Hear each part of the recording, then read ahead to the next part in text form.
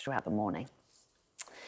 In the meantime, though, time to take a look at the morning papers. And this morning I'm joined once again by Deputy Political Editor of The Sun, Ryan Sabey, and the journalist and broadcaster, Benjamin Butterworth. So welcome back to both of you. Good morning.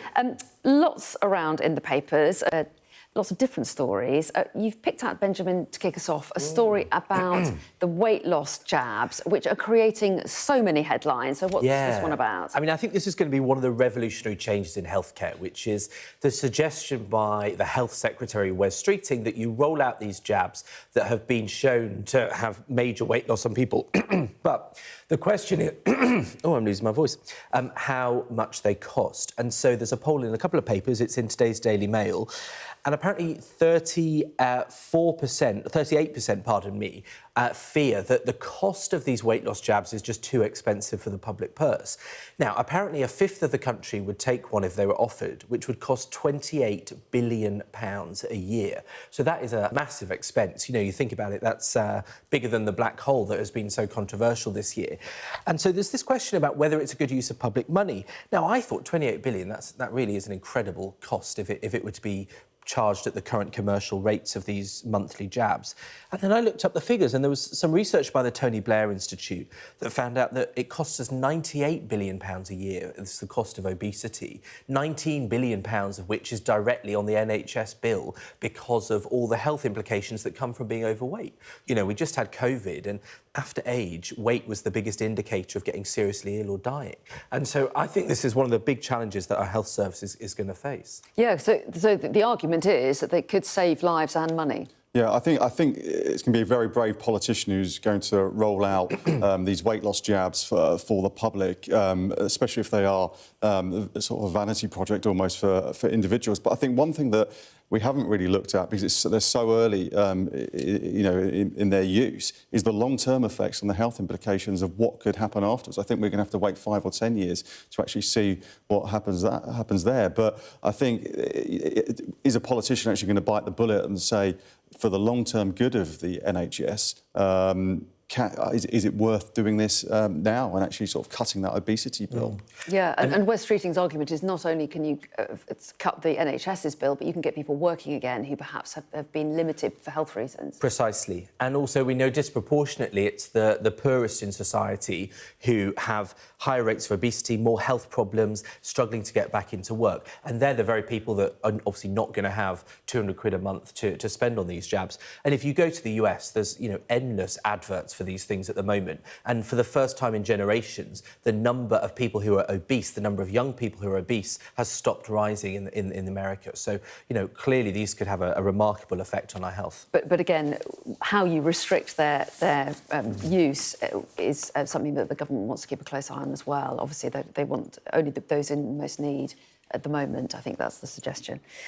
Let's move on, though, to The Telegraph. Ryan, we've talked about reform in the last hour because Nigel Farage has done an interview for The Telegraph in which he talks about the appeal of Elon Musk to young voters and hoping they'll get them on side to reform. But there's, meanwhile, a big row going on with the Tories. Yeah, we thought the politicians may take a few days off over the festive period, but they've been at each other. Nigel Farage is demanding an apology from Kemi Badenoch after basically she claimed that reform were making up the numbers of people who are actually signing up. Nigel Farage is threatening legal action over this, and it all comes down to whether the numbers they were putting online were being sort of manufactured in some way. And it sort of begs the question, why was the leader of the opposition, Kemi Badenoch, actually getting involved in such a row over the Christmas period when she didn't perhaps know the full facts? If she did want to cause some political mischief, perhaps send out the Conservative spokesman for organising paper clips. You send out a junior minion to get involved in this. This is probably not one for the leader of the opposition to get involved in. Well, yes, there's someone arguing that she's drawn more attention to Nigel Farage's claim that he's overtaken the Tories in terms of members for the party than perhaps he would have got otherwise. I mean, to be fair, Kemi Badenoch knows plenty about hacking into politicians' websites, so maybe she does have an insight into these figures. She's admitted to that before.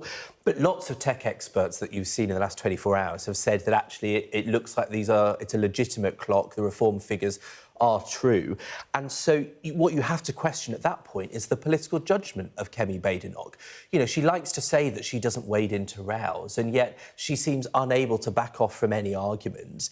And you must think the people who are advising her, either they're not giving her a good advice or she's not listening to them. And I think this is revealing of a problem that's probably going to become more and more obvious. So what should she do now? Do you think that, is she likely to comment again? Is she going to stick to her guns? I think it would depend whether Nigel Farage actually takes legal action itself.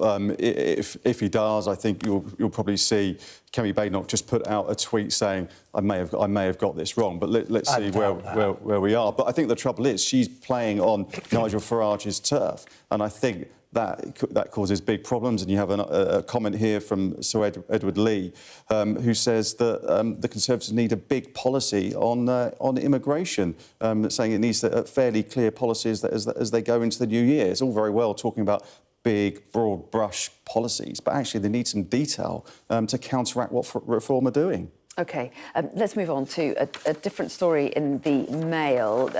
Benjamin, this is about the, what's he called, he's got a title, something like prison czar or something. Yeah, he's in charge. This is the former Tory minister who is charged with looking at how the problems with our prisons can be a prison czar. It says it in the headline. Yeah, so he's in charge of a sentencing review. That's it. So obviously one of the big problems that this government and the last government had was a lack of prison places.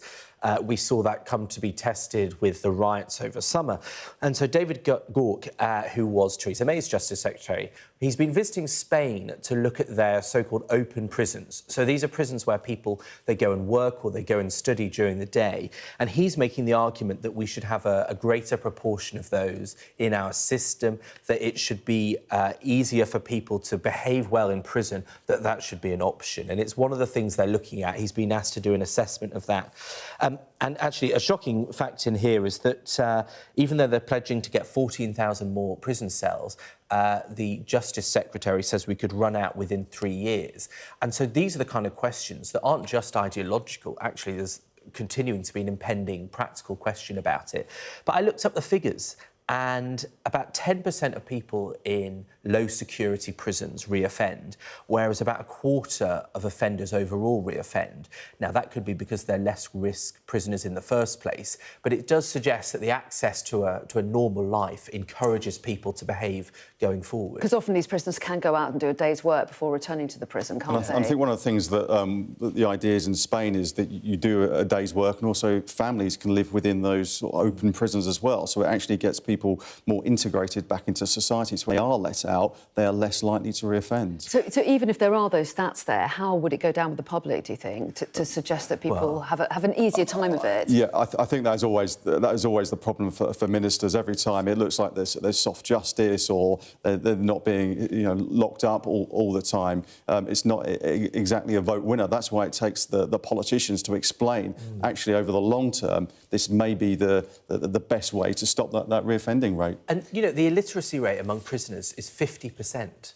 That's really quite shocking. The number with qualifications is a minority. And so that shows you that people that are ending up in crime, ending up in prison, are there because they lack the skills to carry out a fulfilling life otherwise.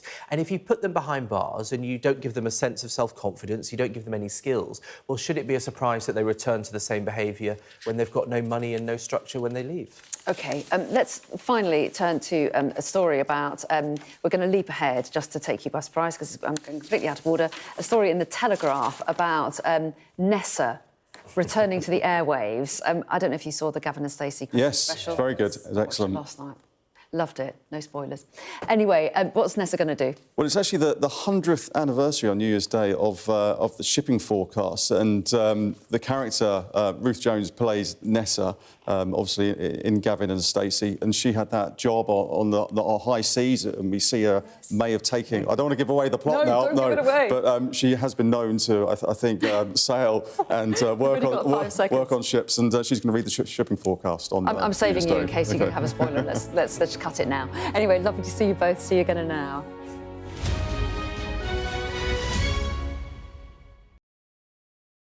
Weeknights on Sky News. This is your chance.